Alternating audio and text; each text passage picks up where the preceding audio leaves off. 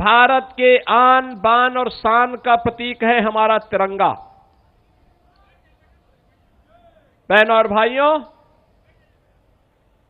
देश की आजादी के आंदोलन के दौरान देश के स्वाधीनता संग्राम सेनानियों ने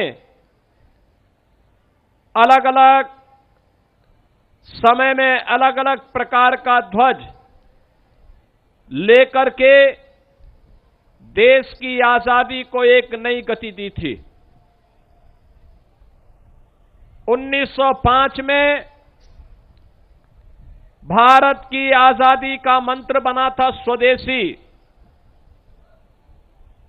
और उसके उपरांत 1930 के दशक में तिरंगा के बीच में चरखा, यह भारत का एक स्वाधीनता संग्राम सेनानियों का यह ध्वज बना था। स्वतंत्र भारत ने तिरंगा के साथ धर्म चक्र परिवर्तन आए, उस समय के भारत के सभी राज्यों का प्रतिनिधित्व करने वाले चक्र को लेकर के इस राष्ट्र ध्वज को स्वीकार किया। ये हमारा सौभाग्य है कि जिस राष्ट्र ध्वज के लिए पहले भारत के नागरिकों को न्यायालय में लड़ाई लड़नी पड़ती थी कि मैं अपने घर में राष्ट्र ध्वज लगाना चाहता हूं, 1947 से लेकर के लगातार एक लंबी लड़ाई लड़ने के बाद कांग्रेस और अन्य दलों की सरकारें वह अधिकार भारत के नागरिकों को नहीं दे पाई। हम आभारी हैं प्रधानमंत्री मोदी जी के, जिन्होंने देश की आजादी के अमृत महोत्सव वर्ष में 2022 में नेशनल फ्लैग कोड में संशोधन करते हुए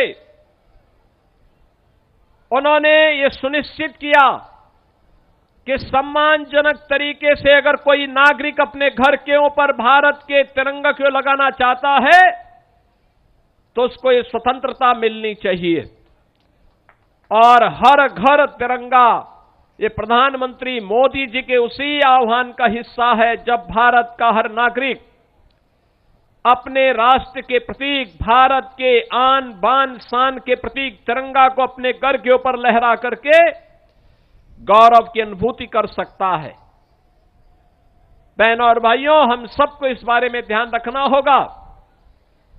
2022, 2023, 2024, 2025 के बाद अब 2026 में भी ये तिरंगा यात्रा के साथ हर घर तिरंगा का यह अभियान आज चरम की ओर आगे बढ़ रहा है।